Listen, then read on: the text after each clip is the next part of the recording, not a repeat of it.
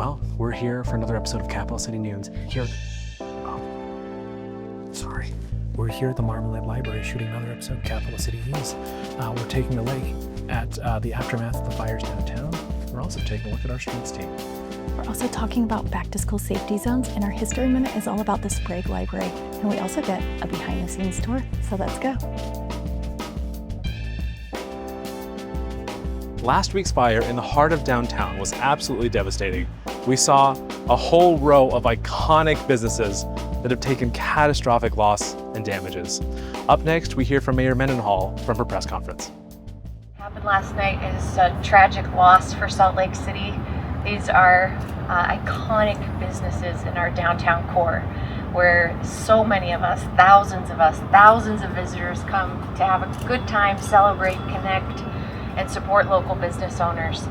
These are older buildings, and we're feeling grateful that there's minimal damage to the neighboring north and south operators. Los Tapatios, London Bell, White Horse, and Whiskey Street are at the heart of what Salt Lake City's downtown vibe is. And I think there's a lot of tears being shared among Salt Lakers that see the devastating damage here tonight. I want to thank our Salt Lake City Fire Department, who did a fantastic job last night. And I also want to thank South Salt Lake, Unified Fire, and West Valley City Fire, who came in and helped us in these operations on the ground, and other agencies who covered our city while our firefighters were working on this scene. Thank you to our other agencies for that help. Thank you to the 911 dispatch and the police department for the coverage and the assistance they gave as well. And now I want to say that our economic development team of Salt Lake City is out here. They're in the audience right now. They're making contact with these business owners and the building owners, because Salt Lake City has an emergency loan fund that we are able to stand up, and we will be doing so and working with them with no interest loans to help them cover some of the costs once they get their insurance assessments done. And I also want to throw out that there's dozens and dozens of employees who are not going to be able to go to work tonight, who rely on this income to support their households and their families. And Salt Lakers and Utahns have stepped up for restaurant workers in the past. During COVID, Salt Lake City worked to create the Tip Your Server program. And I think that this is something Salt Lake City is going to be looking into today, because these insurance replacement costs that the owners may be able to get often don't trickle down to their employees and their lost wages the way that we know that they need. So we're going to be working as a city to support this community. This is a community of building owners, business owners, and employees and operators that we love, and we need to wrap our arms as a community around them right now.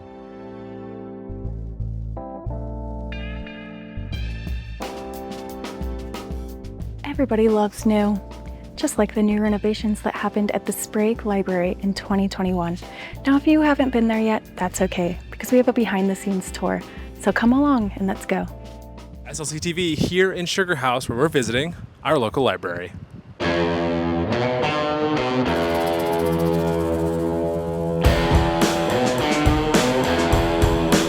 Hi everyone, we're here at another library, this time in Sugar House with Quinn McLean, Director of Marketing and Communication. Okay, first of all, settle a debate for me. How do you pronounce the name of this library? Okay, it's Sprague. That's what I thought. It's named after a former head librarian, Joanna Sprague. She was librarian here at the Salt Lake City Public Library for decades, actually. So it's named after her, Sprague. Sprague. So this building obviously has a lot of history going back. More recent history was that there was a flood. Yeah, that's right. So back in 2017, Sprague actually flooded. It was a once in 100-year flood, but we've taken some preventative measures to make sure that if it was to happen again, that this building would be protected. But because it's in the heart of Sugar House, we've got that gully that runs right behind the building.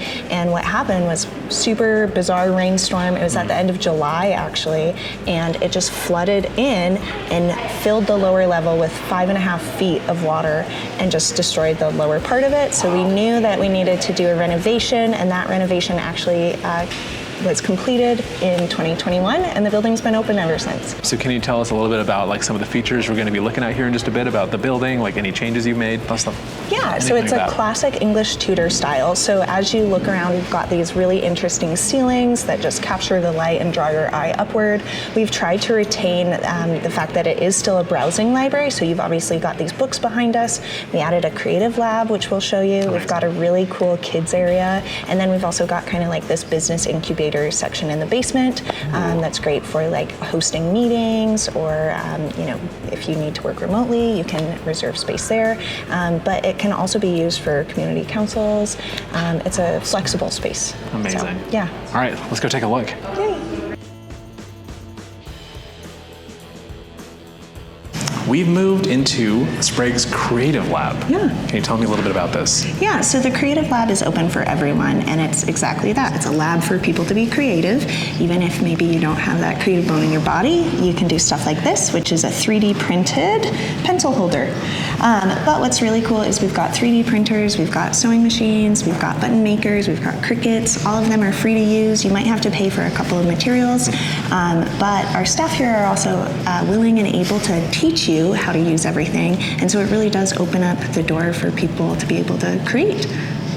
It's very ironic because the Creative Lab has no doors. No doors. It's open for everyone.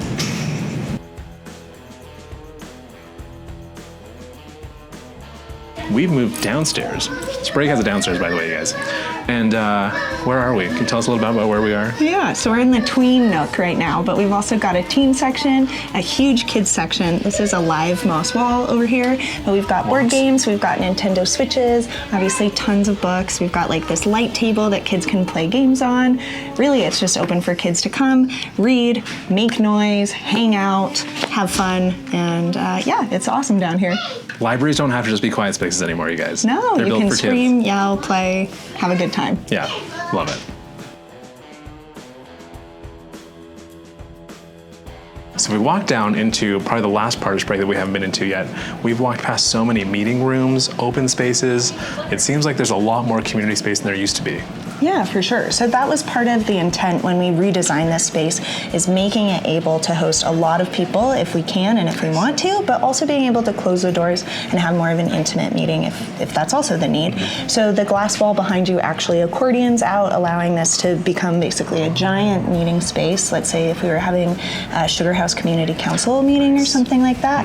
But it's also excellent for craft times, for programs that we host here, like Book Baby and Story Hour, or you can also rent it too if you want to have a larger meeting. And we've got tons of chairs. It's a really awesome space that's just made for the community to use as much as possible. I love it. It's so exciting. The new and improved Sprague. Come visit. We'll say hi. Well, that's our tour of the Sprague Library here in Sugar House. We learned a lot today. We learned that it's actually pronounced Sprague. Sprague. Remember that, Sprague. And besides that, we learned a lot about what this library has to offer. It's got amazing community spaces. It's got great areas for teens, children, and adults. It's got a creative lab. It's this amazing, beautiful spot right here in the middle of Sugar House. Come on down. School is back in session, which means slow down. This isn't the Indy 500, people. Remember, 20 miles per hour in school zones. Eyes up, phones down, and let's take a look at some tips to keep everyone safe. As students return to school, we must all do our part to keep our streets safe. Whether driving, walking, or biking, please stay alert and look out for one another. If you are driving, always be on the lookout for pedestrians and cyclists. Keep at least 3 feet away from bicyclists when passing. Slow down near crosswalks and bus stops and be ready to stop. And always follow school bus traffic rules. If you're driving in the same direction as the school bus, always stop if you see the red flashing lights and the stop arm is extended. If you are driving in the opposite direction of the school bus and there is no median or physical barrier, always stop and wait until the bus begins to move again before you resume driving. So remember, slow down and be extra cautious and obey all traffic laws. Help create a safer environment for students and pedestrians in and around school zones and bus stops. We all know that life is pretty frustrating. Potholes are no exception, because like they say, potholes are a whole lot of trouble. In this week's interview, we spoke with Juan from Streets, as he told us all about their new asphalt repair machine and how Streets teams go about fixing the potholes in our city every single day. And just so you know, we actually cut this interview short because there was about 15 minutes of extra asphalt knowledge that I did not know that I needed. Hi everyone, SLC TV here, and we have a special interview today. We are here on the streets with Juan? from Streets. Yes.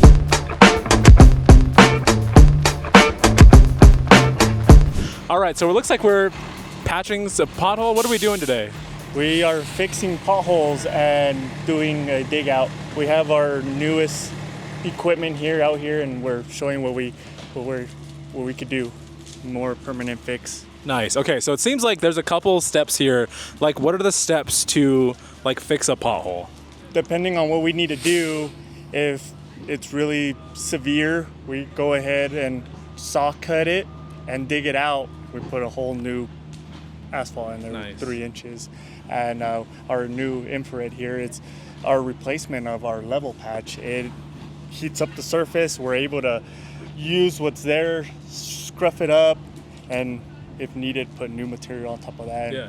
Brand new patch. Man, it's so interesting. Okay, so I have a question for you because I hear a lot talking about like the temperature of the asphalt and the roads. Like, is it harder to patch things in the summer? Like, how big of a deal is it when it's like hot outside plus you're trying to patch something?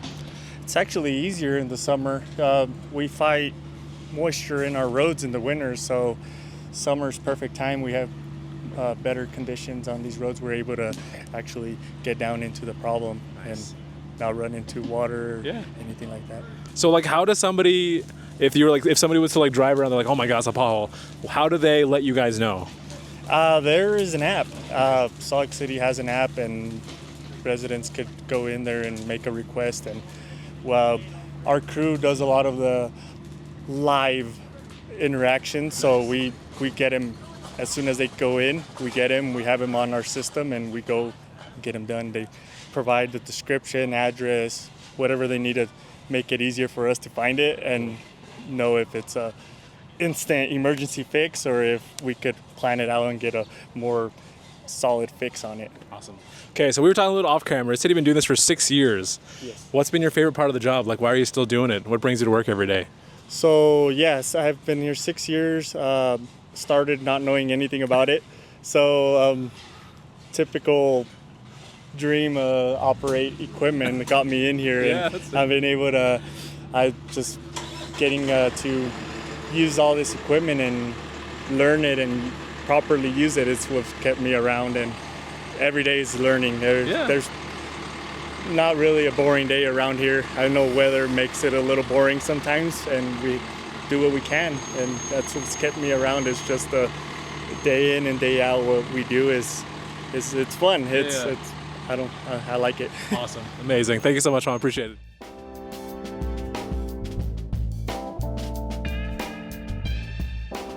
I'm here at the Marmalade Branch Library, but this week's History Minute is all about the Sprague Branch. Opened in 1928 and once voted the most beautiful library in America. But as rumors have it, there are a few residents' ghosts that creep around the place, so viewer beware, you're in for a scare. The Sprague Branch Library originally opened in 1914 to serve the residents of Sugar House as Salt Lake City grew. It was originally located at 1035 East, 2100 South, and stood there until the new English Tudor-style facility opened in its current location in 1928 at a cost of $36,000. It was constructed on a piece of land that was once part of Sugar House Park. In 1938, the American Library Association named it the most beautiful library in America. This branch of the library was named for Joanna Sprague, who had been the Salt Lake City Library System's executive director from 1903 to 1940, though her work with the library started at the beginning in 1898. She spoke at the opening of the library and was well regarded in library circles, and even served as the president of the Pacific Northwest Library Association in 1928. After significant flooding in 2017, the Sprague Branch Library was closed for renovations in an effort to preserve it for future generations and prevent future flood damage. It reopened in 2021 to much fanfare and an expanded square footage. As with most historic buildings in Utah, ghost stories are no stranger to the Sprague Library. According to Linda Dunning's book, Specters in Doorways, History and Hauntings of Utah, there are reports of strange footsteps and electronics turning on and off inside the building. The book explains that this ghost is allegedly from a man who broke into the library to keep warm. After shattering a window to get in, he cut himself on the glass and bled to death. Well, that's it for another episode of Capital City News. Remember, this is your best way to stay informed and engaged with Salt Lake City government. You can do that by following us on social media at SLCGov, tuning into Channel 17, or subscribing to us on YouTube. We'll see you guys next time.